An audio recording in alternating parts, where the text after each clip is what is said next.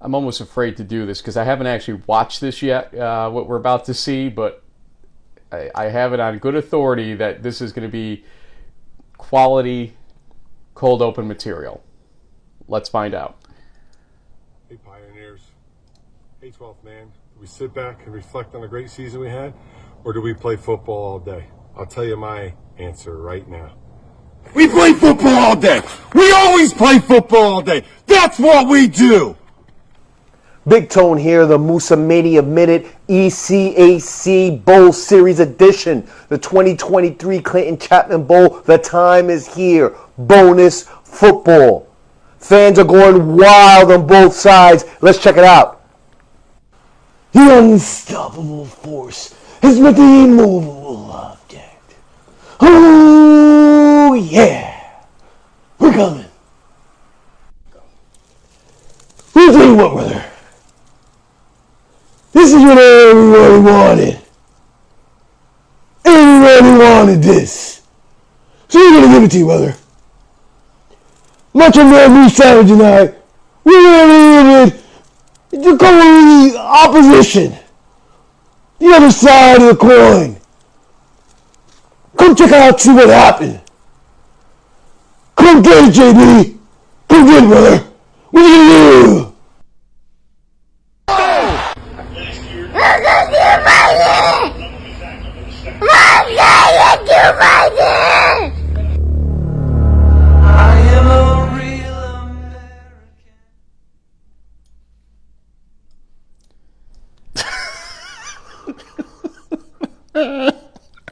Oh my God.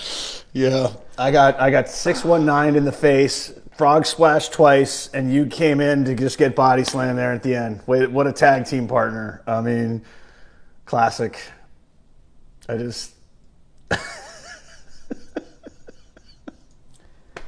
Why don't we go to something a little bit more informational and important about this week's playoffs? Got to pop out to all four of these exciting endings here. Get the highlights of all the best games in the first round of the 2023 NCAA Division III football playoff bracket on the Bracket Blitz from D3Football.com. Frank Rossi, James Baker, Greg Thomas, and guests take you around the bracket to check in on all 15 of the Eastern and Central Time Zone games to make sure you get the best moments, analysis, and perhaps a post-game interview or two along the way. It's the Bracket Blitz, Saturday, 11:45 a.m. Eastern. We will be co-hosting the Bracket Blitz show, and that's assuming we recover from our body slams that occur in the meantime. We've got a lot to cover here. We got basically last week and this week all in one coming up here. So stay tuned. Let's just jump into this, JB. It is season 16 leading up to the first round of the playoffs of In the Huddle.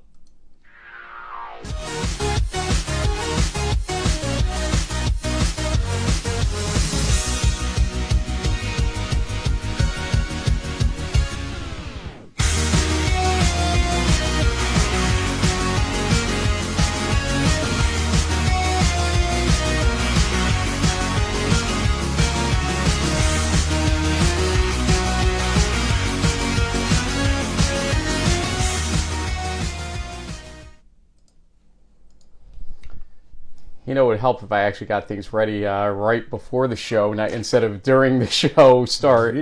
The live, we'll do it live. Here we go. We'll do it live. Okay, so here's what we're doing here.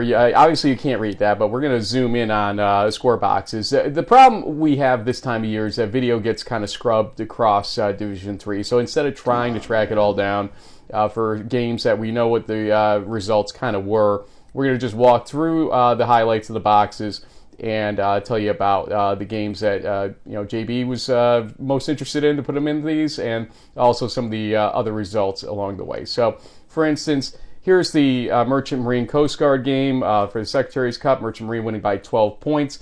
Cole Simmons, 38 rushes, 144 yards, 3 rushing touchdowns.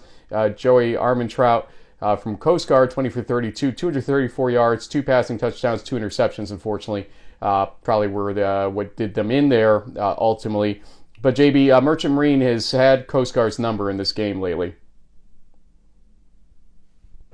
Yeah, what is this, the fifth time in a row now? So it's the 5-star win that they were excited about. And yeah, so the Coast Guard have been steadily improving. This game was certainly more competitive than what we've seen in the past couple of seasons. I think Coach Grant and company is working their way back up. So eventually it'll be, but still 12 points, not so bad.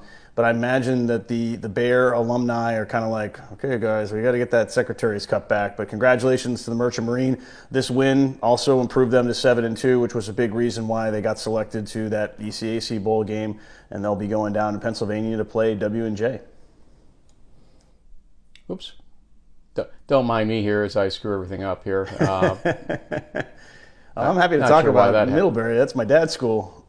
Yeah, it is, but in fact, we'll slide back out here for a second to the main score screen. Not sure what's happening, but you can see that Tufts Middlebury 19-10 victor in that game.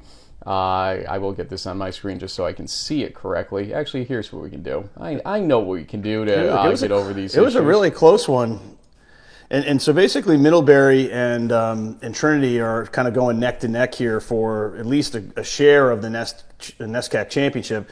Tufts going into this game was 6-2, Middlebury 6-1, and it really wasn't until the last 90 seconds or so that linebacker John McCool from Virginia took a pick six back to the house to give the Panthers the edge they needed. I mean, they were up 12-10, but this extinguished any chance of the Jumbos coming back. So we'll have to wait and see. We've got 3 games happening in the NESCAC coming up tomorrow. Maybe this opens the door for the future. We'll see for them playing after Week 11. But Eastern and Stevenson, Frank, this was an interesting game in my opinion because Eastern's a brand new program. They notched a couple wins in their first season in the MAC. And Stevenson really needed to fight hard and come back to win this game. And by winning, they actually punched their ticket to a MAC Centennial Bowl or Centennial MAC Bowl, depending on how you look at it. Nair Wilson had a pretty good game, 13-20 at 209 yards, 2 passing touchdowns. But I guess it's Brett Knabb from Eastern, pretty good game too, almost 240 total yards and a rushing touchdown. So congratulations to Eastern on a great first season. And hey, I mean, if they're already playing competitive games like this, watch out. Indeed. Also here, we'll pull back out here. You have highlighted Amherst beating Williams in the biggest little game in America, 21-14. Mm-hmm. You also have highlighted Salve Regina on a 38-0 win, it looks like to me there. Actually, I can look at my other screen and see it much better. Alfred State 55, Dean 3. We'll let you see it big too here, folks. Western New England 48, Curry 27. Castleton struggled against Anna Maria 58-23. What ends up being chaos in the ECFC ends up going to Alfred State ultimately, don't forget. Bowdoin 35-14 over Colby. So the CBB goes to Bowdoin, is that correct? Yep, that's right. Yep. And WestCon, who did not play, ended up getting the NESCAC Pool A bid. So there is that. Mm-hmm. And we're going to skip over Region 2 for now. I'll tell you why a little bit later because we're at a time crunch to get our first guest on when it gets down to it. So we'll go to Region 3 right now. And you can see here that we have Brevard and Bellhaven starting things up here. And interesting game the way it played out. Bellhaven absolutely owned them in this game, 46-19. And, it's one of those things where again, what a weird season it just felt like in the USA South overall. And we got the wrong one here, but in the USA South overall, it just felt like Bellhaven had the traction, lost that Maryville game that I still can't understand, and then bounced back very well to win outright instead of having that weird tiebreaker. Tom Hart, the commissioner of the USA South, who's not my biggest fan, I'm sure, needs to start to explain what the hell they're doing with all these tiebreakers and how they're supposed to work correctly within balanced games, ultimately. Yeah, you might want to leave the room while I'm saying that so you don't hear this. But yeah, Brevard and Belhaven, you can see. Yeah, good luck. Right there, Colby Blunt, 20 rushes, 149 yards, 2 rushing touchdowns. Ethan Beamish, who I believe has the record for touchdowns in a season for Brevard now, 17 for 27, 239 yards, 1 passing touchdown, interception. But Belhaven winning the USA South title. Go ahead. And I apologize. I think there's actually an A in Beamish, so I think it's B-E-A-M-I-S-H. It's so okay. that's my bad. Sorry, Ethan. I'll try to write it in congrats on a somehow. great season to the to the Tornadoes. But yeah, shout out also to Colby Blunt Force Trauma, who won an award basically as like the best overall running back in the state of Mississippi for an outstanding season. And he's had an outstanding career. I think he's close to about 4,000 rushing yards. And the Blazers are going to really need to lean on him and their offensive line to give them any sort of chance against the Cardinals up in Chicago this weekend. So if they can get Blunt going for a couple 3 yards per carry, they'll hang around. But that Cardinals defensive line I know is pretty ferocious. They don't have a few guys from last season's national championship team on it, but next man up has been very strong. So it could be a long afternoon for the Blazers, but congratulations to them on winning their first conference championship. And then down here we got Hardin Simmons wrapping up their ASC season with a win 42-27 over ETBU. So they finished the year undefeated in their conference. Galen Glenn had a great game, 17-23 for almost 300 yards, 2 passing touchdowns. Jaden Thomas had a nice game for ETBU with 17 rushes, 92 rushing yards, and 2 rush touchdowns. And so that was a big reason why, they're going back to the playoffs. There might have been a little consternation of why they're not hosting versus Trinity. We heard an explanation from the committee chair on Sunday, but at the end of the day, the Tigers are happy to be at home in San Antonio in a rematch of last season's round 1 game. Keep going. Go with the other scores. We're going to get our first guest ready since it's relevant to Region 3. Yeah, speaking of Trinity, they won 56-7 over Hendricks, so they wrap up the year 9-1. Basically a 2 seed to a certain extent in their bracket. Well, not really a 2 seed in their bracket because that's North Central. We'll get to that in a minute. Randolph-Macon takes care of Hampden-Sydney pretty one-handedly in the game, 49-10. Barry wins 36-12. Unfortunately, no postseason for the Vikings. Would love to see them get a chance, but with only 4 Pool Cs, it was just it's not their year. Greensboro edges Methodist.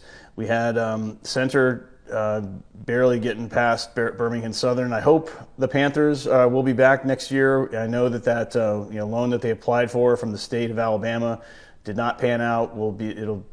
I don't know if their doors are going to stay open or not. We hope so. They've been a great team to follow and a great program for many years. Washington Lee punches their ticket to host in one of the Chesapeake Bay Bowls with a 40-21 win over Shenandoah. Maryville ends their season on a high note with a 48-10 win over Southern Virginia. Same thing for Southwestern, who blanks Sewanee. Bridgewater wins big. They're going to one of the other Chesapeake Bay Bowls, so good luck to them. I think they're on the road playing at Wilkes, although Bridgewater has a better overall record. Just the way they finished with the second and third sort of seeding situation. So the Eagles will be the favorite in that game, but Wilkes at home should be tough. Huntington wins 21-0, and so that's basically what happened in Region 3. Not a lot of surprises, and one conference champion. So congrats to the Blazers. 56-7, you said the Trinity score was versus Hendricks, and I'm laughing here in the background because it looks like our next guest is in a undisclosed location somewhere in the San Antonio area.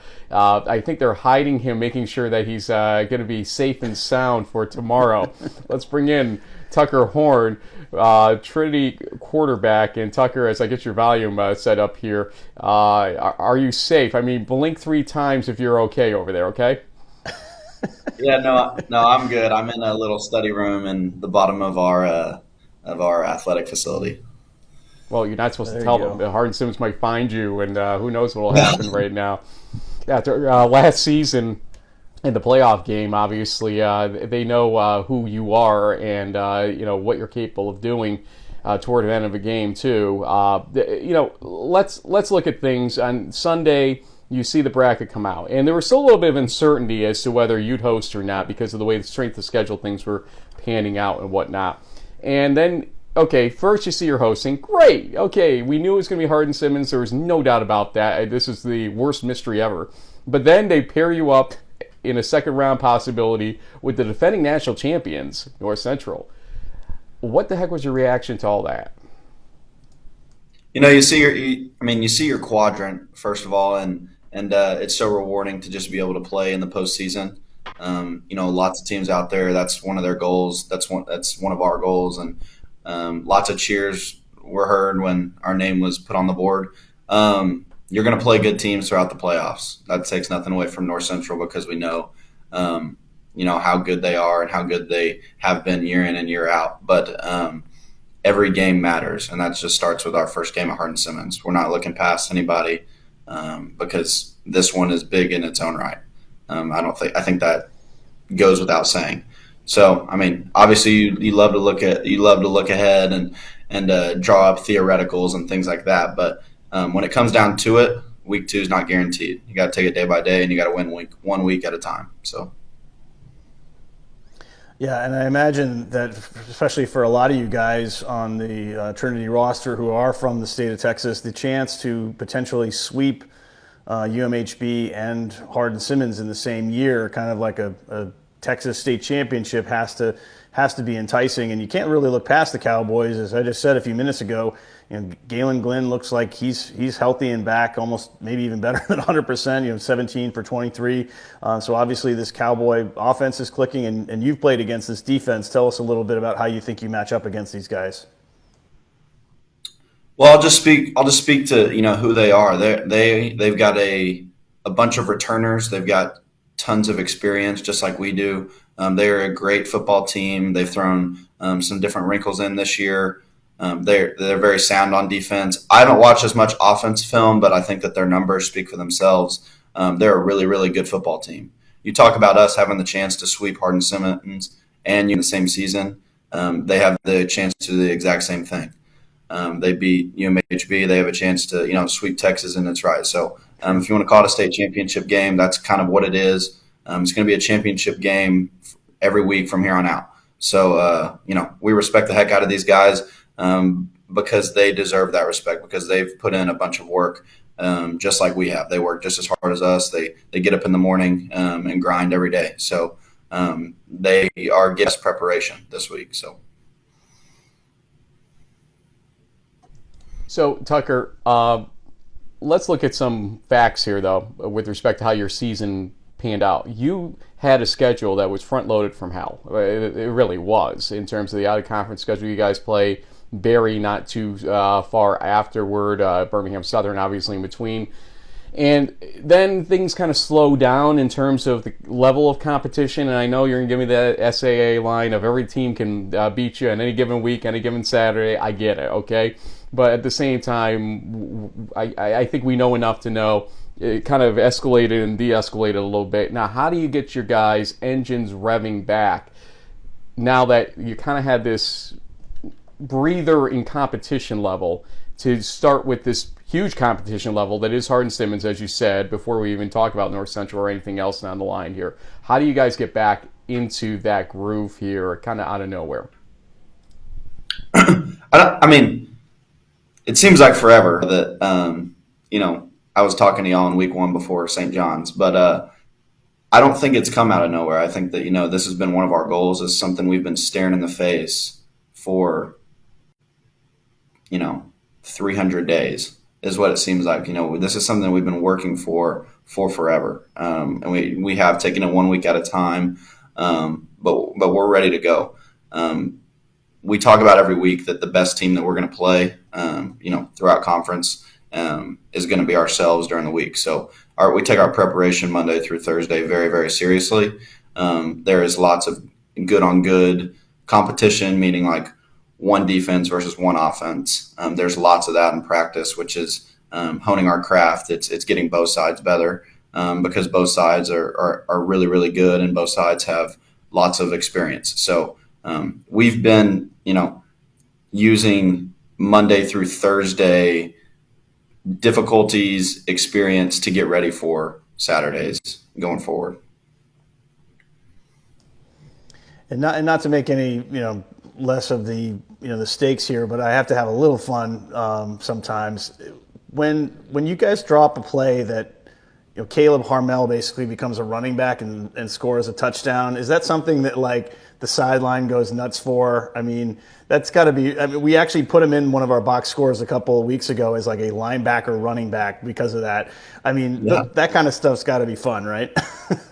Oh no, it's a blast. It's so Caleb. A little background on Caleb Harmel. He played 2A high school football here, so it goes up to 6A. So 2A is a little bit on the smaller end. If you watch that guy's highlights from high school, it is insane. It is a man amongst bulls. He stiff arms, he spins. He had like 90 touchdowns his senior year. It's honestly crazy. So when I think you're talking about the Southwestern game when he ran the fake punt all the way back, it was a throwback to high school, and we made sure to celebrate him that day. Well, it was definitely. I asked him if they gave him the oxygen or not after that game, and he said no. I had to go back out on defense. So poor guy. I mean, come on now. That's just rude at that point. But no, it's good to see you guys having a level of fun because I know that it can get a little serious here from time to time. This time of year, especially. We've talked about your goals, ultimately your aspirations as a team, why you guys came back, trying to get it to fruition. There were some questions after what happened in the St. John's situation, between the stomach flu, the ejection of Caleb, and more. It seemed like that just started you guys off on the wrong foot. Or did it? Did it perhaps give you guys a reality check early on that you might have needed in this whole thing? That helped get you by UMHB, that helped get you by Barry especially. Kind of take us through the highs and lows, or lows and highs, of this season and what you guys learned along the way, even as a lot of fifth years that you are. Yeah, well, we thought we were an experienced group coming in, but that St. John's game really gave it back to us super quick. We played really, really good football in Collegeville for 3 quarters. And the fourth quarter kind of bit us in the butt. And, when you don't execute in 1 quarter, a good team like St. John is going to come back and beat you. So that's something we hadn't felt in the regular season ever as a group. 2021, 2022, and arguably in 2022, we should have lost multiple games. But somehow, Johnny Magic up in college, Trinity Magic, whatever you want to call it, like we, BSC, Barry, Wheaton, those type of games. Like we hadn't felt loss in the regular season in 3 years since like 2020, the COVID year. So I don't want to say it was good for us, but it was like, man, this is a championship level football team if we execute correctly. And to execute correctly, you have to hone in every day. You have to be serious in all the reps you take, but you also have to have fun. Coach Urban talks a little bit about, he talked to some coaches that were on the LSU coaching staff when they went to the national title when they had Joe Burrow. They grinded every single day, and when they won the national championship, the head coach said that he walked into the locker room, seemed like somebody had died or they had lost the national championship. They're like, this is it? This is really it?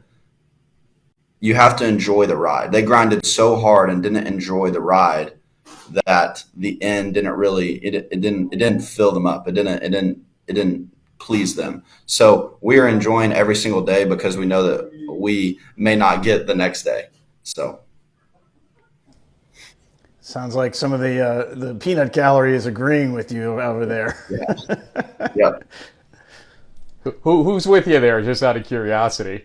Well, this is glass wall, and if you can imagine Harris Good walking by and doing a little dance, kind of got a smile out of me. Harris is one of our favorites here, so it's okay. We appreciate Harris Good and his family. Glenn is a big fan of our show, so hello to the Good family.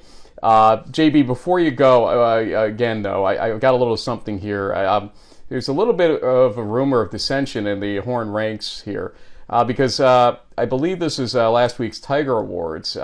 If you look carefully here, in fact, I'm going to try to zoom in on this if I can do it here. We're gonna go down here to the defensive hustler. And Raider Horn. He's a hustler, baby. I mean, what is the defensive hustler, and how are you feeling about not being the offensive hustler, perhaps, if there is such a thing at Trinity here? Tucker, tell us about this. Yep. So at Trinity, we have offensive player of the game, defensive player of the game, special teams captain who gets to go out with the captains next game. Those are the people that we take the best performances from that group in the actual game, and they get the award. The Hustler Awards are the people on the development teams. So Raider practices on the development defense, which goes against the one offense every week. Raider and the best player from that week on the development team gets that award. So defensive hustler, best defensive development player that week. Raider may or may not have picked me off. Raider may or may not have handed me the ball back after a play. Allegedly. So that was a first. It was super cool for him, not really for me, but it was funny.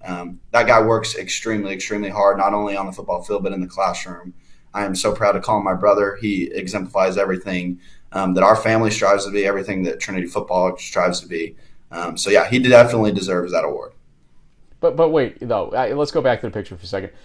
If you're being called a hustler, I really think you have to have the mustache. The way he used to have it. It would look much more like a hustler at that point, from the different connotations of the word. But Raider picking you off, I can't believe it. Yeah. And how long have you heard about that pick-off? I'm sure every day since. Yeah, I've heard about it a little bit. Once people knew that he had picked me off, because people from the regular defense or the starting defense and the Devo offense didn't hear about it till the locker room. So I got a good amount of jarring for it. Wow, I bet. Yeah. JB, go ahead. Gotta love it. Well, Tucker, we know you've got places to be, things to do, and we appreciate you carving out some time to chat with us. It was great to see you in person, finally meet you, shake your hand after the Barry game. I know you guys had it was really hot that day. It was a knockdown, drag-out fight, and one thing that I'll never forget from that game was being in the end zone. You guys were on like the 2 or 3 yard line. You get I think basically you got hit right after you threw. One of the linebackers from Barry was talking trash above you, but you just picked yourself up off the turf and you drove all the way down for like a 97-yard drive, got you guys back into the game. And so those are the kinds of things that I think you can lean on during these challenging playoffs. So, I mean, hey, good luck, and we'll look forward to watching you tomorrow on the Bracket Blitz with our friends from D3Football.com, and say hi to everybody in San Antonio from Frank and JB. So good luck on Saturday, and we'll look forward to seeing how this thing goes. But wait a minute, he gets shout-outs. This is because he's a frequent appearer on this show. He gets shout-outs as a student athlete guest here. So shout-outs to any family, friends, brothers that pick you off, brothers that don't pick you off but play quarterback elsewhere, and anybody else out there. Because we have to mention Welker Horn, how his season probably went as well, as he'll be a name out there in maybe not even D3 football, but elsewhere. So send them. Go ahead, Tucker. Yep. Shout out to my mom and dad, Jeff and Carrie Horn. They are my rocks. A lot of finality to what's going on right now with me graduating in December. And I wouldn't be here without the support that they've given me. To Raider Horn, these years have been just amazing. I'm so excited to keep see you growing. You're really blooming where you're planted. And then Welker, I'm so sorry with how the season has gone with your injury. I know that it's not healing as fast as you wanted, but you'll be back better than ever, and I'll be excited to not only see you in December, but to watch you keep growing throughout your basketball season and into next year. Love you, man. Yeah, unfortunate that the injury did occur. I didn't know if he was back yet or not from that, but he will. That's the beauty of youth. Yeah, heal quick ultimately. So Yeah, when you're 47, you might as well just say we're done. But anyway, Tucker, best of luck. I think I've made it clear, if you guys win this game, I'm going to be back in Naperville for what I think will be a knockdown drag-out in the Chicagoland area in round 2. But this is not a gimme, and trust me, I haven't booked a ticket because I don't know. I watched that game last year. It was tough. It was close, and we'll see where it goes this year. Good luck to everybody. Thank you very much. Thanks for all y'all do. Thank you, sir. Thanks, Tucker. And just for those wondering, this is the portion of the bracket that involves them. We will have another Bracket guest of from death. this portion of the bracket. Coming up Yeah. from Co as well. But it really is. I mean, let's not kid ourselves here. That is, as I called it, the most controversial bracket in some ways that we've seen in a long time. With Co's inclusion, with North Central and Trinity and Hardin-Simmons all in the same, first 2 round scenario. Yeah. I've never seen something like this. The upper right isn't exactly the most beautiful thing either, with the 10-0 versus 10-0 scenario and the Endicott-Cortland situation. So there are things all over the place, but you can see Trinity versus Hardin-Simmons, 9-1 versus 9-1, Saturday, 1 o'clock Eastern Time, noon Central Time. Okay, we're going to go back here to, let's say, region number 2 here, and go over some games from Week 11. And the reason we delayed this is because we're going to run some interviews parallel to a couple of these games that we had from last week that we didn't run with all the other mayhem going on. I want to give the players that we did interview a little bit of a chance here as well. But JB, we're going to start with Muhlenberg versus Montclair, which was a Friday night game. And if you remember, a 45-14 big win ultimately for Muhlenberg. Montclair tried to hang in there early on, but it just wasn't to be in that situation. So the Joe Rapetti train kept rolling there. That's King Rapetti to you. Yeah, you're correct. 17 for 25, 272 yards, 4 passing, 1 rushing touchdowns. Henry Lewis from Montclair, 19 rushes, 127 yards, and a rushing touchdown. Believe this is going to work correctly. Give us a second here to make sure. But we had James Nye, Matt McKenna, the tight ends, and Joe Rapetti in postgame, and here's what we had from them. So I'm sick of talking. I did a 2-hour podcast this morning, and you all know how that goes. This guy, your podcasting class, right? Talked about it in the last one, yeah. James Nye, interview your boys. All right, so we actually had an interview recently, but, men, hard-fought game. You guys both played very well. How are you guys feeling? Feel great. I thought we played great out there. Came out in the first half and played really well on offense and on defense, and it was just a great performance by us. I was going to say much of the same. We came out hot in the first half, put up a big number early that those guys couldn't come back on with our good defense, and that pick six, it was great to see as well. We were saying that was due, and we had to get one of those, and we felt it was going to happen today, and it did. So it was great to see that, a great all-around performance from the offense and the defense. It's amazing, guys. I mean, it's kind of cold out here. We were talking about the weather, but, these two, they got ice in their veins. I tell you what, they did a great job. It's a Friday night. It's quite inspiring under these lights. It could be where dreams are made. There's a couple kids out in the stands, and we are a record-setting team, the Muhlenberg football team. You guys hit 9 wins, a chance to get 10. And how do you guys feel you guys have inspired the youth of Allentown through this game tonight?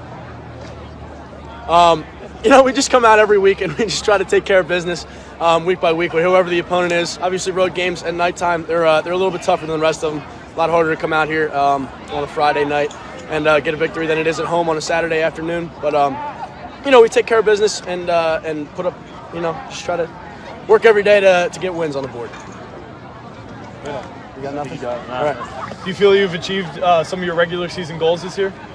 I hope so, yeah. I think our tight end room is doing really good. This guy right here, great player. That's right. Should be an All-American, very good player. But, I think we achieved our goals and we have a lot more to come, and it's very exciting. Makes my life a whole lot easier with these two guys catching balls out of the edge. I appreciate that, Joey. I appreciate that. Look, guys, 9-1, no matter what, nobody can take that away from you. You'll get a bowl game if you don't get a playoff game. I don't know if that's going to be kind of, making you feel better type of moment, but you always come out and play in those situations, I know. We'll see where it goes. For now, all three, you get a chance for shout-outs to family, friends, teammates, etc. watching. Start QB1. Yes, sir. Shout out Mom and Pops again for everything they've done for me. I've been in every game since I've been here at Muhlenberg, since I've been in any sporting event. Very supportive. And then my brother, he's always a critique of my game as well. I'll say it again. He lets me know all the wrong I've done. And never really compliments on the good, but I appreciate everything that he says. And then all my coaches, everything from the past, for how much they've done for me. Yeah, definitely my mom and dad. They're also at every game. They're my biggest supporters. My sisters, Steph and Em, all my friends who push me forward, all the guys I've played with that push me forward. Just everyone that's just giving me a shot to play college football and be at this position that I am right now. I want to thank my coaches as well. I think it's a very difficult sport. We play one game a week, and it's very easy to quit on this sport. And I think all these coaches throughout my 14 years of playing football have contributed to helping me stay in the game and keep playing. And it's a great sport for me too. Shout out to Jack Nye, happy senior night, and my parents as well for going to his senior night because they already came to my senior day. So I appreciate you guys. Love you guys. Jay, before I pull out of this, I've got one critique here. Mr. Hopes and Dreams and inspiring youth and everything. So we've got QB1 with the eye black on. We've got Matt McKenna with the eye black on. And James Nye, obviously too pretty for the eye black or something. I don't know what's going on there. What's your thoughts on that? Must be science, Frank. I don't know. I mean, I think when you're that big and that tall, and maybe just, the bright lights don't get you as much. I don't know. He's come up with some huge plays for the Mules all season, and even though at that time they didn't realize that they weren't going to get picked for the playoffs, they were pleased. I mean, they've had a great season, 9-1, like you said. You can't take that away from them, and they'll certainly be a favorite in Saturday's Centennial Mac Bowl game. It'll be, I think, a competitive and a good one, but a chance to win with And honestly, sometimes being able to go out on your own field with a win versus a loss in the playoffs is maybe a little bit better. I don't know. But this is another reason why we need this motion that's been put out there, the budget that's put out there for the playoff expansion to go through. Teams like this don't deserve to be left out of the NCAA playoffs. So hopefully we get that 40 team playoff sooner than later. Let's also go to RPI Union here. Justin McCormick from RPI had 289 total yards as the backup quarterback, essentially, rushing touchdown, 2 interceptions. They'll face Widener in Troy for the ECAC Bowls. Michael Fiore, though, 23 rushes, 136 yards. The only touchdown, though, went to one Donovan Piccatti in terms of his legs in that game. And we had some interviews with these gentlemen as well, and plus the defensive effort from Nathan Sullivan, who had an interception in the game. One moment here as we get this going. 13-7 win. The two rushing stars of the day. Rushing touchdown, 130-plus yards rushing, ultimately. And that, Donnie, I think was the way you thought this game might set up, ultimately, that the rush was going to be very important to open up your passing game. Tell me about it. Yeah, I mean, kind of started with the pass, and then once you get this guy going, it makes the offense move really smoothly. Him and John Anderson both played well. Offensive line played amazing.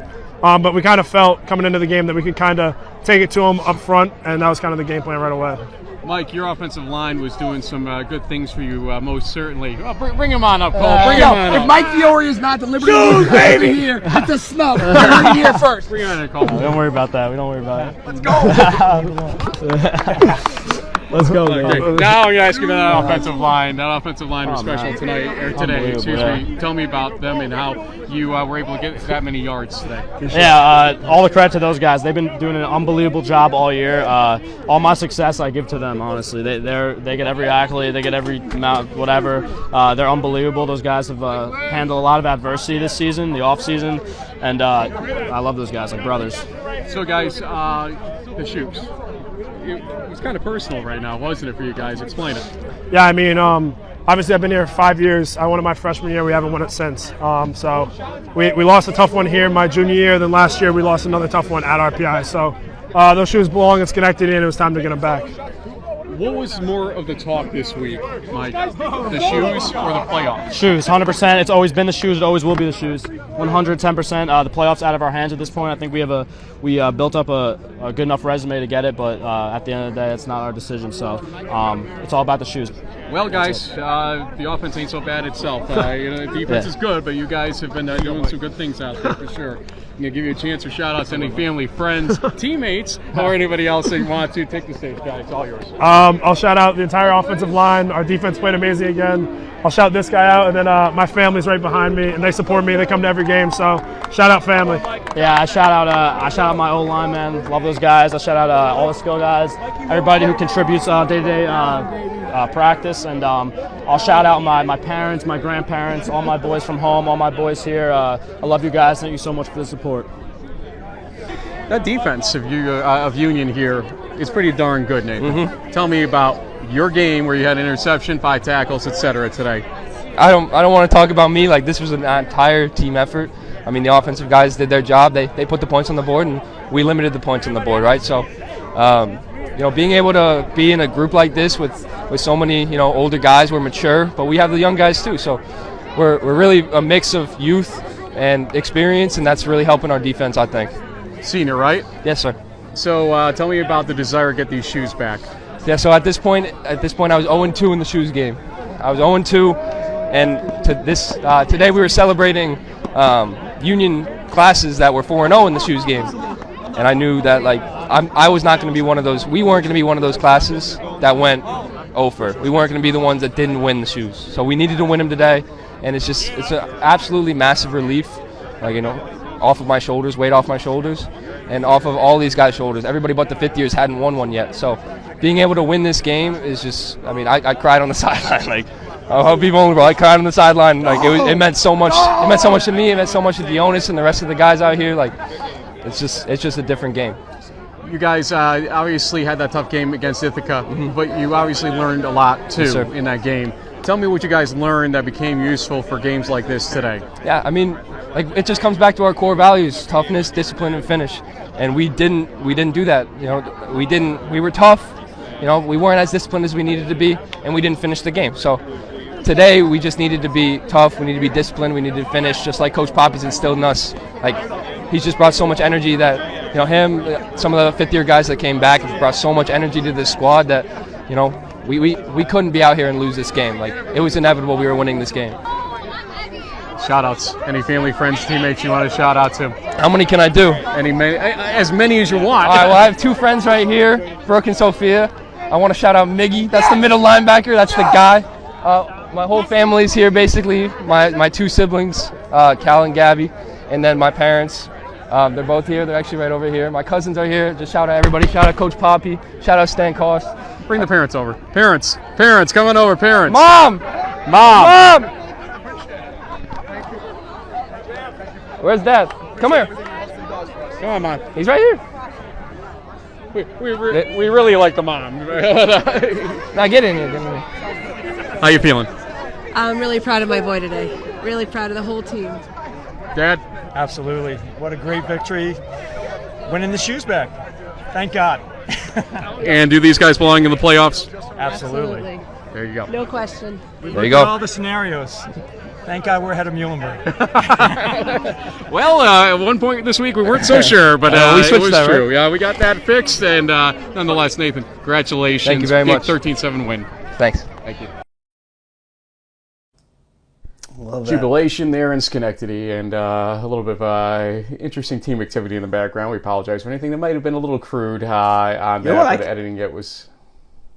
I didn't hear anything. I like your shirt, by the way. It's very nice. How do they let you on the sideline in Hobart purple, though? I mean, I know sometimes you can be persona non grata over there, but you didn't want to show either a red or a garnet color. I guess it was probably good to be neutral as a reporter on the sideline. But it's good to see my buddy Jeff Sullivan, his son Cal played at Hobart, and I just couldn't believe, Frank, the backdrop. Beautiful blue skies, the exact opposite of what we had when we were in Schenectady in 21 for the Hobart Union game. It was dark and cloudy, and it looked like it was going to rain any second. It was not a pretty day. It was a beautiful day there, though, for the Dutch. Garnet Chargers, whatever.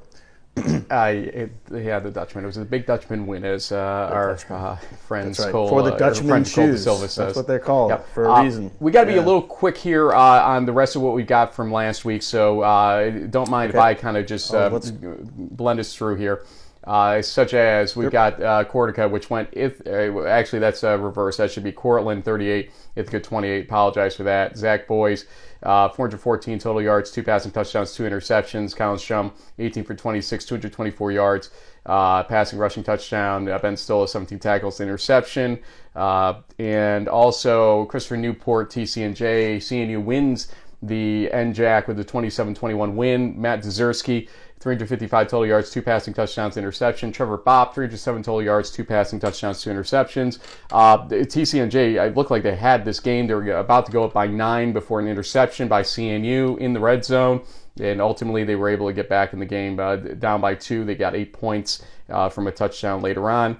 Other games you have highlighted here: Case Western Reserve and Carnegie Mellon. The Academic Bowl went Carnegie Mellon's way. Yep. 9-1. They'll be taking out Brockport. We'll talk more about that later in the ECAC Bowls. Finally, let's go to regions 4 through 6 here, if I can find it. And there's the main screen. But first, DePaul versus Wabash is where we're trying to go with this. A 2 overtime game. Liam Thompson, 249 total yards. Gus Baumgartner from DePaul, 18 rushes, 97 yards, 2 rushing touchdowns. The first OT game in 129 meetings. I couldn't believe that when Greg Thomas said that in our Slack channel on D3 Football. But it's true, and DePaul wins the NESCAC as a result. Also, hardware being handed out to Whitworth in the NWC title game, 28-24. They won. Austin Ewing, 352 total yards, 2 passing, 1 rushing touchdowns, 3 interceptions. Luke McNabb, 395 total yards, 3 passing touchdowns. Also, more hardware. Bethel wins the MIAC as Gustavus goes down 31-7. Aaron Ellingston, 27 rushes, 224 yards, 3 rushing touchdowns. More on him later. And Bethel's defense forced 5 Gustavus turnovers. Go to the WIAC or WIAC, as the case may be. Oshkosh 38, River Falls 31. Caleb Laha, 493 total yards. You heard us right, 493 total yards, 4 total touchdowns, but 2 interceptions. Kobe Berghammer, 300 total yards, 2 passing, 1 rushing touchdowns, and an interception. We continue as we have a lot of 4 through 6 action this week to go through. Marietta gets their best record since 1995 and wins the Shrine Trophy, 21-20 over Muskingum.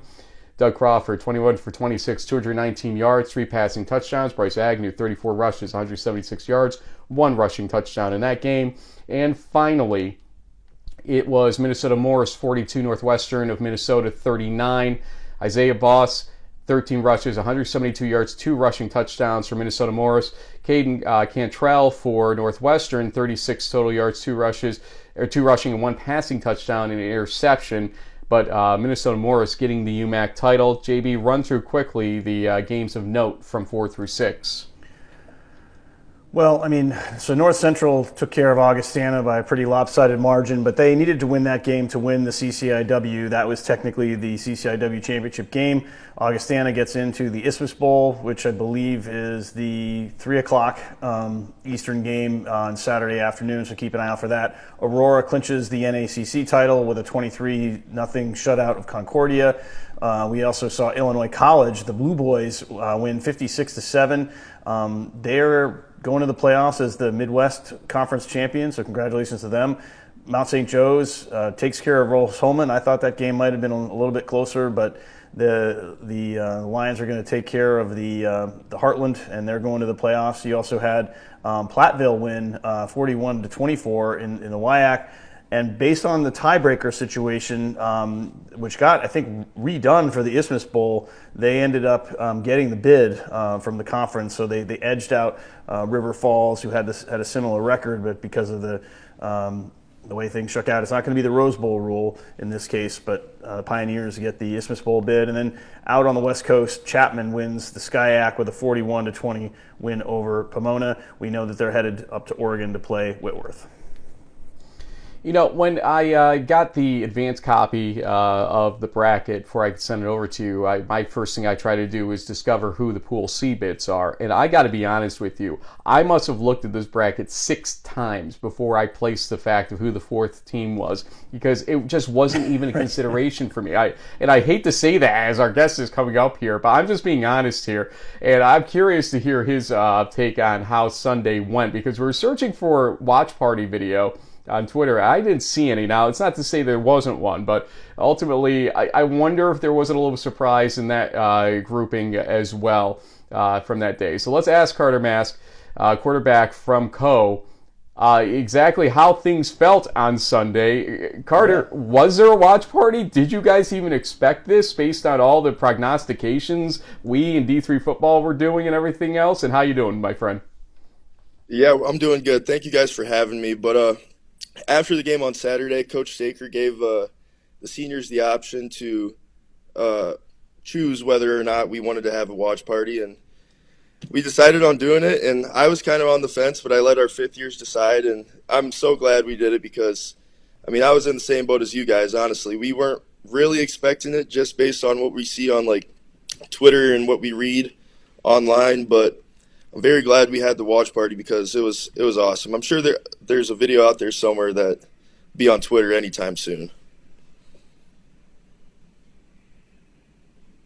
Well, Carter, when we spoke with Coach Moore, basically asking like, well, what were some of the things that you guys saw in the Cohawks? He basically pointed to the game that you guys narrowly lost against the ARC champs and apparently a number 1 seed in the tournament, at least in their particular bracket in Wartburg. I mean, tell us a little bit about that game, and does the fact that you guys were in that, had a chance to win, does that boost your confidence going into these playoff games, knowing that hey, we can hang with anybody? Yeah, going back to that game, our defense played a heck of a game that game, and if it weren't for a couple turnovers on offense, I feel like we would have had the edge there. So, and I think throughout the rest of the season, we've been growing as an offense and growing as a team in general. So, I'd say we're more confident at this point than we were then, and that's one we wish we had back, but we're glad that we get to keep playing. Well, as we always say in this show, sometimes the loss will teach you a lot, too, to make you stronger for the rest of the season. So who knows what would have happened either way on that. But ultimately, you get in here. You're facing an Aurora team that the shoe's on the other foot here for Aurora, because we all know the story of last year's first round, especially when they take down Wisconsin Whitewater and shocking the world. It was part of our coverage, especially during the Bracket Blitz show that we'll be doing again tomorrow for this version of the playoffs. But now they are kind of the favorites here. They have one of the best offensive points per game in the country, if not the best right now. And, you guys come into this game kind of like playing with house money to a certain degree based on some of the reactions and whatnot. How does it feel to kind of be the underdog in a situation like this? I probably you felt that way in the Wartburg game, and you almost got there. So how does this feel, though, in this role that you guys have coming into tomorrow? Yeah, it's funny that you say that, playing with house money, because that's kind of been our motto all week. We're just going to go out there and play loose, with nothing to lose, but with the full expectation of us coming out with a win. I think all 22 of our starters here, think, and the rest of the guys, we think that we're going to keep playing after this Saturday. Well, just so the rest of the country can get to know you guys a little better, I mean, I'm looking at the stat line here. Pretty impressive, Carter. Nearly a 60% completion percentage. You've thrown for over 2,100 yards, 24 passing touchdowns. I didn't even check to see if you'd run in a few. You might have, for all I know. It looks like you got 3 more there. So tell us a little bit about what is your offense kind of predicated on? Is it a pass first kind of a thing? It does look like you have a couple of good running backs. What is sort of the Cohawks bread and butter, so to speak? Yeah, I'd say we're pretty balanced as an offense. This year, I feel like especially we've been able to stretch the ball downfield to our playmakers like Zamari Bruce, Dominic Shepardson, and Amel Sarich at receiver. And, when we need a yard, we always got Ray Seidel in the backfield. He's always going to get that for us. And Trenton Barnes and Jacob Brecht at running back have been pounding it as well, and our O-line's just been playing great this year. So I feel like on offense we've been pretty balanced throughout the whole year, and hopefully we continue to do that tomorrow.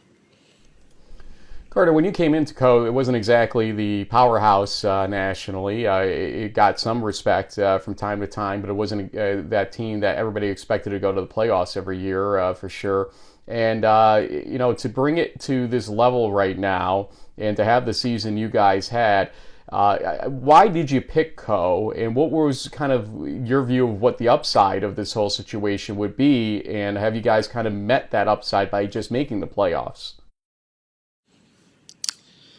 Yeah, when I was getting recruited, it was mostly American Rivers Conference teams, a couple other like Division II schools outside of here, but I felt like it was a good location, good facilities, good coaching staff, so I felt like it was a good fit. And since I've been here, it's really just been a good group of seniors in my class, and then the fifth years that are above us.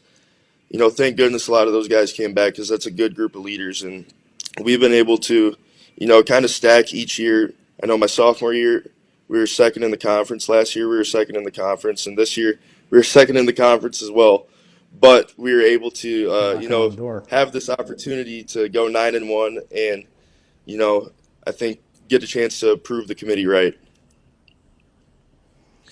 Yeah, and I did notice in looking back on your career, Carter, that you were basically a first year during the COVID season. I mean, you've been a starter for a couple of seasons now. Is there a chance that we might see you back for a fifth year, or are you just going to wait and see how these playoffs go and then make a decision with your family based on that? Yeah, that's what I'm leaning towards right now is, just play this season out, hopefully make a little run right now. And, I'm set to graduate in the spring regardless. So, but that really doesn't mean anything. You can come back. But, yeah, I'm not decided yet. You seem to me, from what I know of you, Carter, and we've obviously mentioned your name several times from the stat lines and everything that we do on the show, as somebody that appreciates good football and the background behind it. You mentioned the fifth years essentially. How many do you guys have, and how important has the fifth year scenario been, not just in the ARC in your opinion, but across the country in creating a little bit more competitiveness in college football at the Division III level? Yeah, right now we have about 7 or 8, I want to say, in our starting lineup, fifth years. And, we've been able to kind of see this throughout the years. My sophomore year, Central, that offense was loaded with fifth years. And, they put it 2 teams that year. That offense was amazing. And this year, Wartburg has some fifth-year guys on that team. And it's created a weird competitive advantage, I'd say, but unique, and we've been able to take advantage of it as well, so it's played in our favor.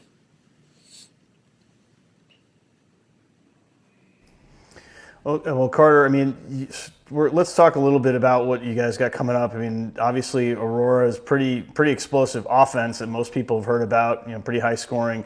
But what do they do from your perspective as a QB on defense? This is obviously a team that's won all their games this season, and they're coached by a pretty well-known former NFL player and stuff like that. But what have you guys kind of seen on film from a defensive perspective? I think a lot of people just talk about the Spartans' offense, but they obviously have to play on the defensive side too. Yeah, they're going to be pretty physical up front, and in that front seven, they're pretty physical and athletic. And once you get to that back end, they're pretty fast as well. So, but I'd say we're pretty battle tested this year, and I think that's where we have an advantage in this game. Is we played some teams that are pretty competitive, and we're going to go in with that experience and hopefully put it to them. I'm not allowed to use the word battle tested or phrase battle tested anymore. Just forgive me for just going on by that. North Central has forbidden me from using it. But they are on your corner of the bracket, and if you get to the quarterfinals, you may face them, or Trinity, or a couple other teams that are over there. Lacrosse would be the likely possibility if you guys get through Aurora. It's a lot of interesting stuff in football to be played in that bracket, or that part of the bracket. We'll see where it goes. What is your travel plan today? You're on the road, obviously, to Aurora. So what's the length of trip to there, and how are you guys going to handle that trip? Yeah, we're taking off at about 9:30, so pretty soon here. And then once we get there, we get an hour of practice on their field, and then I'm sure we'll watch some tape and go through some plays and do some meetings tonight at the hotel and get to bed at a decent time, and that's about it. Well, before you leave us here, and I know you do have the bus to catch coming up soon here, shout outs for you to any family, friends, teammates, etc. Carter Maske, the floor is yours. Awesome. Yeah, I just want to shout out my teammates, really, especially I've kind of already mentioned, the seniors and fifth year guys, but also, the juniors and sophomores and freshmen as well. But, some of my buddies like Nick Matron on the O-line, dude's a stud. Already mentioned my buddy Ray Seidel. Some guys on the defense, Jack Shaw, Bridger, Chase, Jay, Al. I could keep going, but really just my teammates. And I know my parents are watching, so I'll say hi to them. Hi, Mom, Dad. There we go. Absolutely. Good call on your part right there. Thanksgiving's not that far away. So if you for any reason do end up going home for Thanksgiving, you want to make sure you have that in your back pocket. But also the offensive line. Smart call to get at least some of the offensive linemen in your shout-outs there as well, Carter. But listen, we meant no disrespect to you guys on Sunday, the way we discussed it and asked Matt Moore what was going on. Obviously, you know what our job is here, and to try to figure out these playoffs presented to folks. That said, we know you are a strong team out there, and I am curious to see how this game goes tomorrow. You will be one of our highlight games for sure on the Bracket Blitz in that 1 p.m. Eastern Time slot of kickoffs that we have.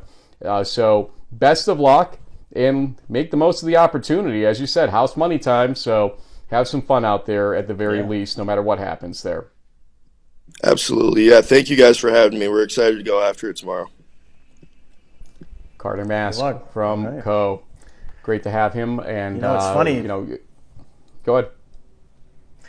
Well, it's interesting because I remember, sort of the initial sort of surprise reaction on Sunday, and here we are on Friday, and I've already seen in some of the D3Football.com, sort of picks and previews, some of which you contributed to and whatnot. People are starting to warm up to the Cohawks. They're starting to get picked as a potential sort of upset special. People are saying that maybe, Aurora may not, get to the quarterfinals like they did last year because of these guys. So I think out of there's a lot of interesting games this weekend. There'll be 32 or 3, I guess, if you include all the bowl games. But this one could shape up to be, one of the most exciting, one of the most interesting games. But talking about interesting, games, guys, players, I had to do one last MVP for the regular season, and so let's run through these quickly. We mentioned in the Secretary's Cup game that Coast Guard had a couple of interceptions. Well, this guy, first class senior defensive back Joseph Franco, was part of that. I think he collected both of those and returned them for about 44 yards, give or take. So congratulations to him on a big win, and basically a full sweep in his college career of the Coast Guard, winning the Secretary's Cup every year that he's been there, and thank him for his service, and looking forward to hearing what he does when he moves on. But first, he's got a bowl game. We'll talk about that in a few minutes. Senior place kicker Alex Happ, another one of my number 36 guys. I love the guys who wear the 36.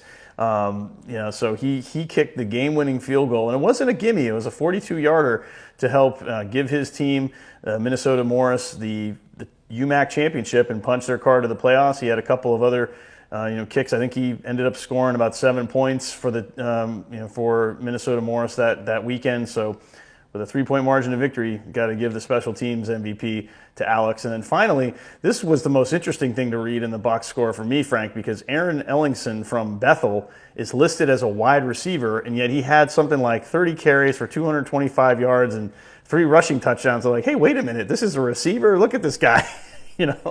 So he had a big game, and it was a big reason why the Royals won the MIAC championship and are going to the playoffs. So congratulations to those 3 guys, and Good luck to you. And here we are. And, Frank, it was interesting when we were talking last week about the whole chalk thing. I was thinking back I don't remember exactly what the records were last year, but I remember both of us were closer to like 71, 70% when it was all said and done. This year we're like closer to 78. So not the same amount of upsets. It's, still a close call here. I'm only up by 2 games. We still got a lot more to go. We had the same 13-2 record over the weekend. I got one right, you got one wrong, and vice versa here and there. But for the most part, chalk has seemed to be reigning. We'll see if that holds up in the playoffs and these postseason games. Don't mind me as I clean up my desktop here of click, slides yeah, and whatnot yeah, that I need to kill off here so we can move to the next phase of our show, which is previewing things. First off, let's preview the NESCAC situation. There are 3 games that are carried over into Week 12 because of the shooting incident in Maine. Middlebury versus Colby at 1 p.m. All these, I think, are 1 p.m. games, actually. Trinity, Bowdoin, and Williams-Bates. What's at stake is essentially Trinity and Middlebury right now are both at 1 loss. Is that accurate? And so if they both win or both lose, they would be tied, and there is no tiebreaker in the NESCAC. If Trinity wins, Middlebury loses, is Trinity's outright. If Middlebury wins and Trinity loses, is Middlebury's outright. So there you go. I think I've got your notes essentially stated correctly there. Yep, that's right. But can you go back to that I certainly will. Region 1 you got slide, it. or the NESCAC slide? So in the lower left corner there in the rocket ship pose is senior quarterback Spencer Federer of Trinity College. He actually went to the same high school as a bunch of my kids, Trinity Prep, here in Winter Park, Florida. He just basically rewrote the record books for the Bantams. I think he broke some passing touchdowns, passing yards, etc., that have stood for over 40, 50 years. And so it's funny that you have a guy from Florida go up to Connecticut and the school name doesn't change. Even the school colors are the exact same, which is, I guess that sort of Trinity Episcopal thing, the blue and the gold. But congratulations to Spencer. My wife knows his family a little better than I do. I don't think we've actually formally had a chance to meet. Maybe I'll catch him on Park Avenue during the holidays, but just wanted to give him a special shout out as a local guy from my town and a kid who went to my kid's school, doing great things in college. So good luck to the Bantams. Good luck to Middlebury, my dad's school. Go Panthers, and we'll see what happens. Let's pause one more time because we're about to tell you about the games of the bracket, but just in case you forgot or didn't join us earlier on the show, remember this. Pop out to all 4 of these exciting endings here. Get the highlights of all the best games in the first round of the 2023 NCAA Division III football playoff bracket on the Bracket Blitz from D3Football.com. Frank Rossi, James Baker, Greg Thomas, and guests take you around the bracket to check in on all 15 of the Eastern and Central Time Zone games to make sure you get the best moments, analysis, and perhaps a post-game interview or 2 along the way. It's the Bracket Blitz, Saturday, 11:45 a.m. Eastern. And for that Bracket Blitz, some of the games that you'll be seeing, all these games you'll see in some form or another as long as technology works right on Saturday, which I guess we should never take for granted. But Alfred State versus Mount Union, DePaul versus Alma, Cortland at Endicott, we can't say that enough, and Grove City at Susquehanna. 2 10-0, 10-0 games there, the DePaul, Alma, and Grove City, Susquehanna games. 11 undefeated teams, I think it was this season, and we end up in a situation where 4 of them meet in 2 games. Just still not my favorite thing about this bracket right there. WestCon versus Johns Hopkins, Union at Del Valle, Ithaca at Springfield, Christopher Newport at Randolph-Macon. There are a lot of great games to choose from here, but we both choose Grove City at Susquehanna because it's interesting to see what happens with Grove City out of conference here. I think it was a strong packed conference, but we're going to find out firsthand coming up. Was the Landmark that strong this season, too, for that matter? Well, Susquehanna did beat Cortland and Brockport narrowly in both cases, but big wins. So we'll see where that goes. Ithaca versus Springfield is my other one. You picked Union and Del Valle. Very good pick there as well. I'll let you take the next slide. Yeah, so and then jumping over to the lacrosse and Wartburg brackets, we'll have Minnesota Morris at lacrosse in the first game there. We have Co versus Aurora. We had a chance to talk about that for a while. Definitely one of the better games of the weekend, in my opinion. Hardin-Simmons Trinity. We spoke with Tucker Horn, the fifth-year senior quarterback for the Tigers. Kind of a Texas State championship and a lot of bragging rights on the line there. Bellhaven's they're already on their way up to Illinois. The Blazers and their great rushing attack are going to try to see what they can do against the defending national champs, who feel like they've got a little chip on their shoulder, I think, based on this bracket placement. But good luck to both of those teams on that one. On the other side, we got the Blue Boys are going to Wartburg. That I think it's Dustin Chance, the quarterback, who has thrown for 1 million yards and 1 million passing touchdowns. See how he fares against the night defense of Owen Grover and company. Chapman Whitworth is the late game at 3 p.m. kicking off on the West Coast, so it's a noon local, but it's a 3 p.m. Eastern kickoff there. Probably one of the last games that we'll see on the day. Mount St. Joe's is taking on Wheaton, and then Bethel will be going to Whitewater in another interesting matchup between two traditional MIAC and WEAC powers. Our picks are both for Hardin-Simmons Trinity, but I have Cohen Aurora. Yep. You have IC and Wartburg there as our difference maker, and so those are there. Also, though, let's take a look at the bowls to be comprehensive here. And you'll see we don't name the type of bowl, but we can do it quickly as we run through here. Anna Maria versus Salve Regina is a New England bowl. UMass Dartmouth versus Western New England as well, a New England bowl. Merchant Marine, Washington Jefferson in Jefferson is your dog's favorite bowl, clearly. It's an ECAC bowl, Widener RPI as well. Bridgewater versus Wilkes is a Centennial or Max Centennial bowl. That's a Chesapeake bowl. Lebanon Valley versus Muhlenberg is a Max Centennial bowl. Franklin Marshall versus Kings is a Max Centennial bowl. Stevenson versus Ursinus is also a Max Centennial bowl. Utica versus Hobart, an ECAC bowl. Lycoming versus Washington Lee is a Chesapeake Bowl series bowl, and Brockport versus Carnegie Mellon is the top level ECAC bowl. Our bowls of the week here are, at least on this slide, Brockport versus Carnegie Mellon and Widener versus RPI. For me, these are just Region 1 through 3 bowls. We'll have more in a second. You have Utica. It's UU, by the way, now, so you're going to get in trouble for that. It's Utica University versus Hobart, and Brockport versus Carnegie Mellon. Take us through the remaining, let's say, out of Regions 1 through 3 bowls. Yeah, well, this is. I kind of did these slides on purpose because you notice the difference between what's going on in Region 1 through 3 and Regions 4 through 6. Well, like Marietta, with that season they had, Marietta having no bowl game to go to, sad to me. Okay, after the season they had nothing else to do. The fact that there's only two bowl games west of Pennsylvania is kind of ridiculous in my opinion. But so we've got St. Norbert taking on Monmouth at 12 Eastern time, and in the Lakefront Cousins, or sort of the Cousins Lakefront Bowl, and then we've got the Culver's Isthmus Bowl between Augustana of the CCIW and UW Platteville from the WIAC from Bank of the Sun Prairie Stadium. I think both games are in Wisconsin. Not surprisingly, to a certain extent, so that's where the organizers got them going.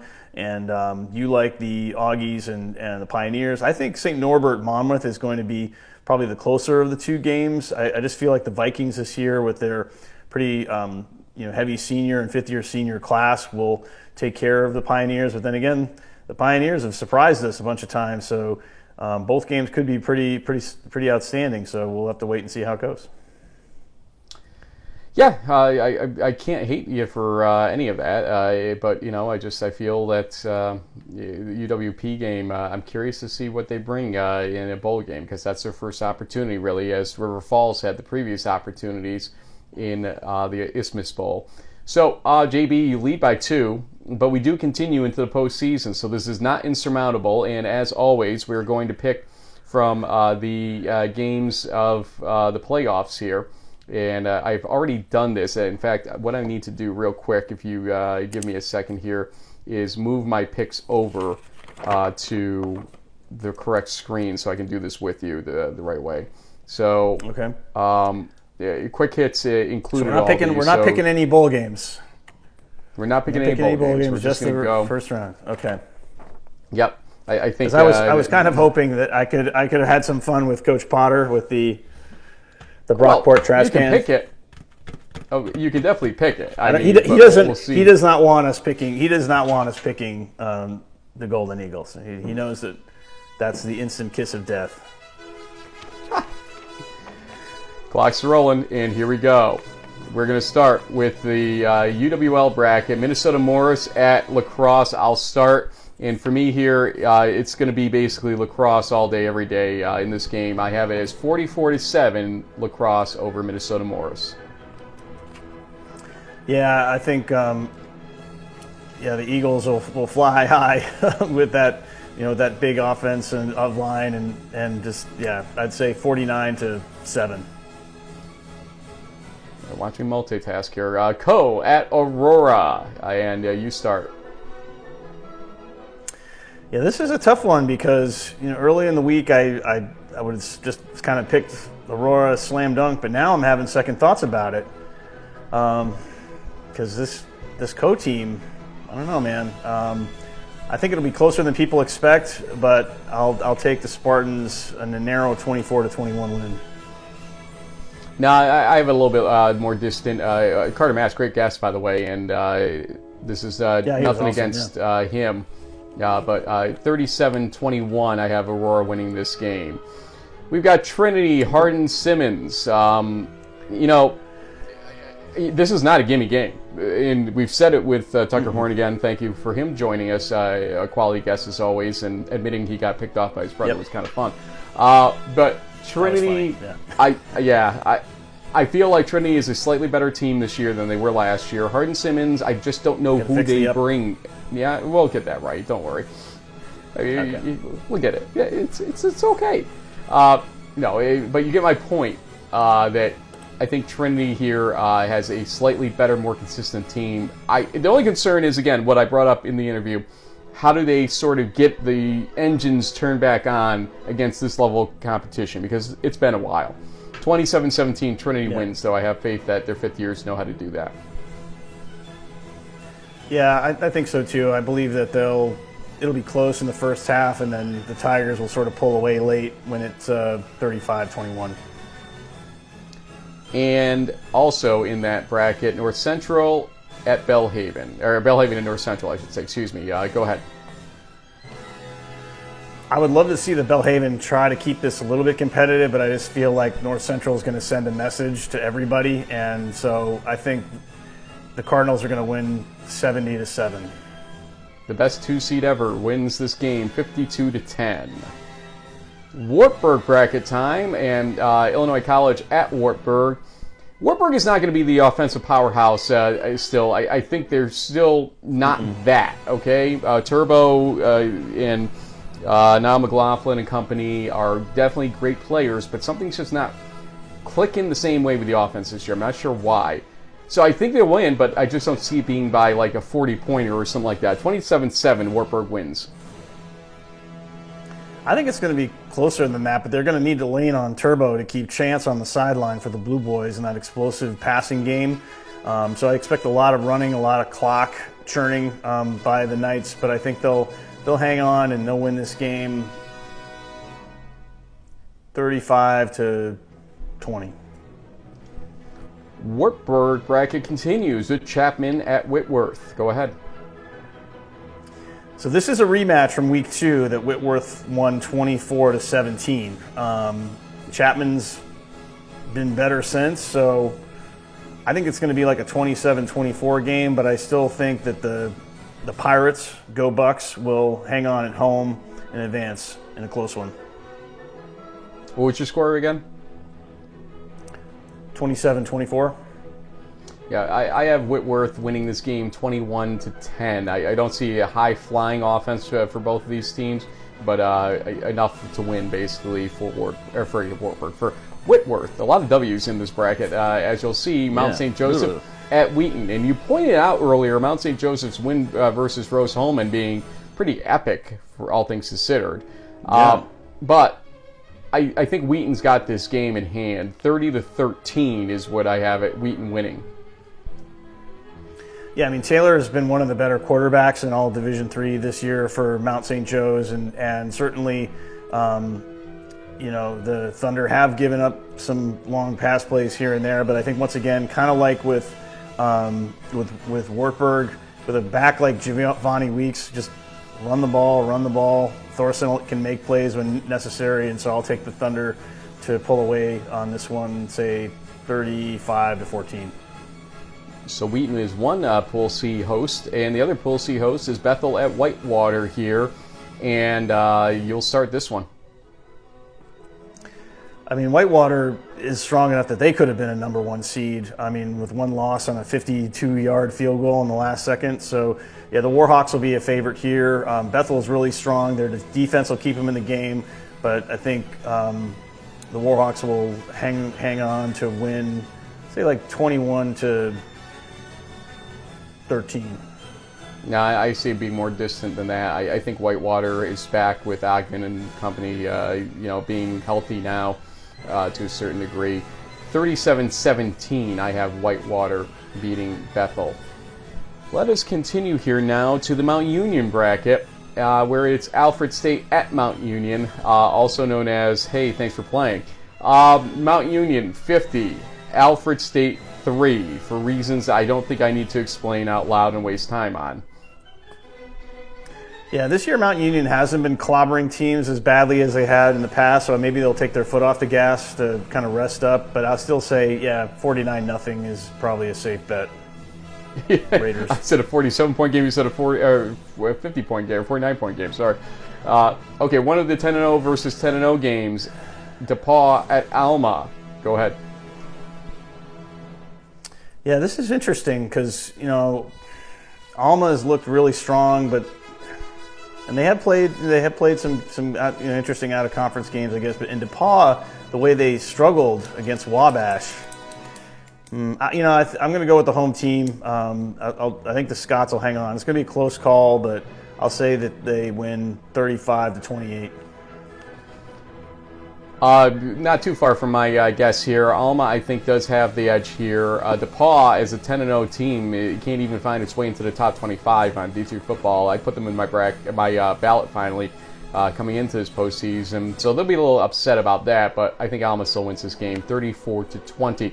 We're halfway through the clock and more than halfway through the games, but these next games start getting very dicey here, and so let's see where we go with these.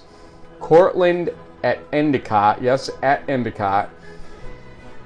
I will tell you that there's going to be a top-level referee crew there. Our friend Stuart Hinman and his crew, who did the Johns Hopkins-Muhlenberg game, will be covering this. So this will be a well-officiated game top to bottom. I can tell you that flat out. So that's great. Okay. You like to see that for a game like this.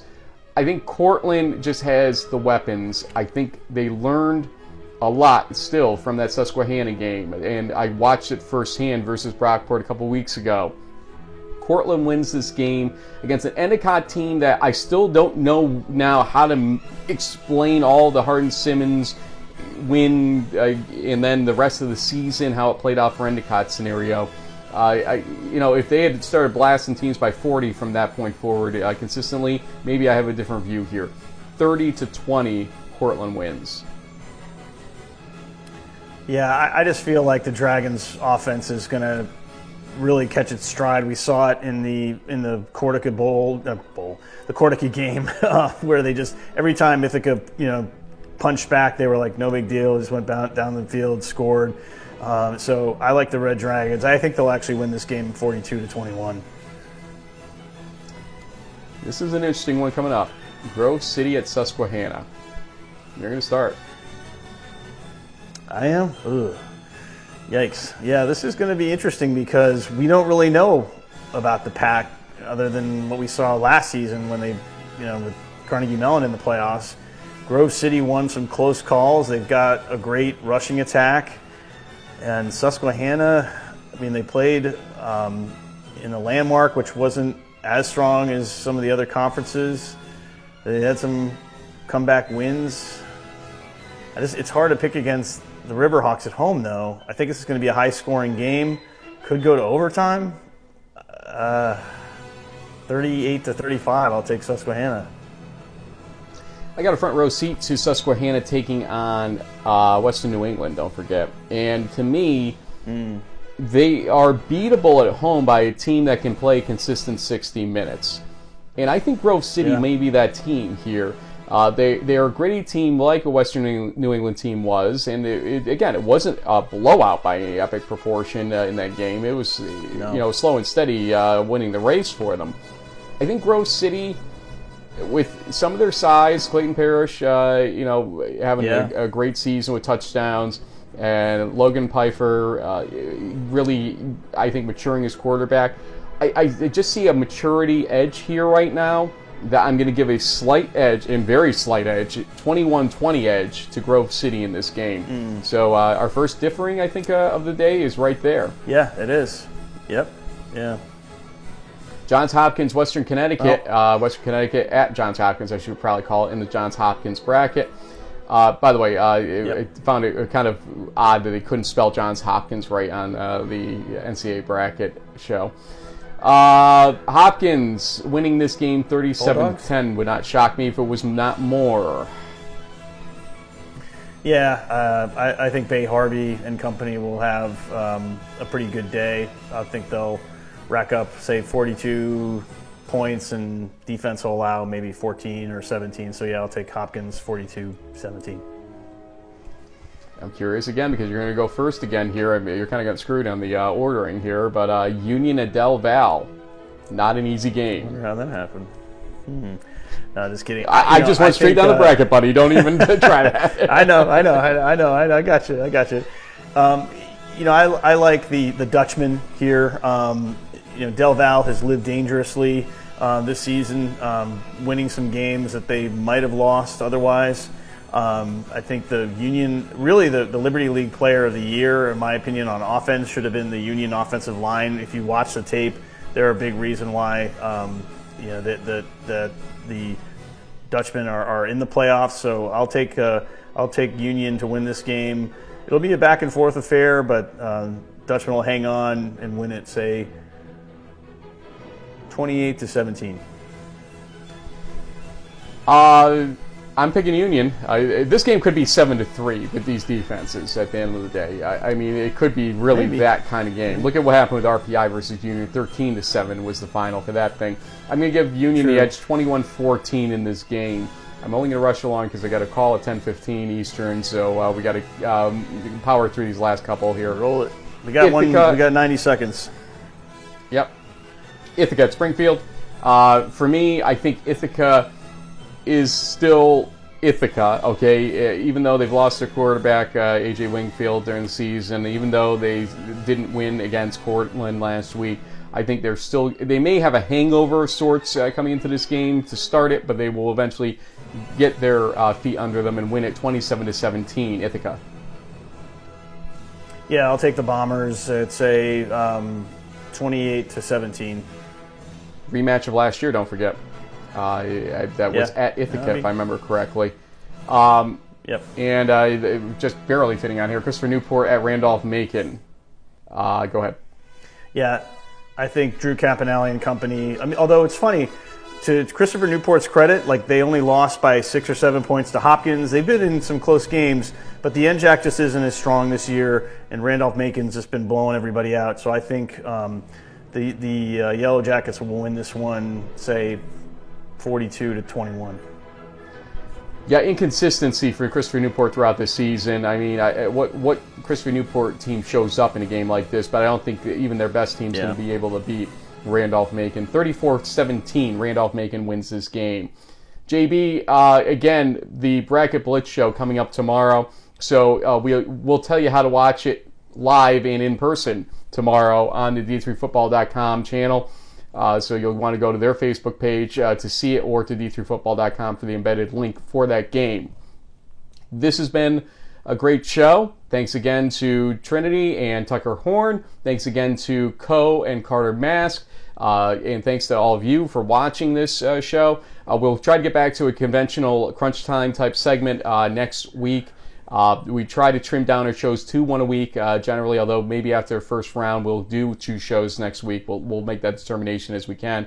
But then as things calm down, we go to a much more streamlined version of this show because less people out there to watch and all that stuff. So just be aware of that. But we're still going to bring you great Twitter coverage. We're still going to be at games after this week. We'll see which one it'll be based on the results on Saturday. Excited, 16 huge games, those bowl games, and still the NESCAC to be decided. A very unique Week 12 of the Division III college football season coming up here. We'll see you throughout this weekend, folks. Thanks for joining us.